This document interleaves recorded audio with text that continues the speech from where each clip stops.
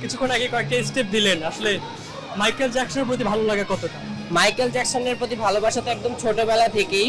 মনে করেন এটা একদম যখন আমি একদম ছোট মানে আমার বাবা থেকে আর কি এটা ইন্সপায়ার হয়ে আসে। আমার বাবা অনেক সুন্দর মাইকেল জ্যাকসনের মতো করে মুভ দিয়ে নাচতে পারে।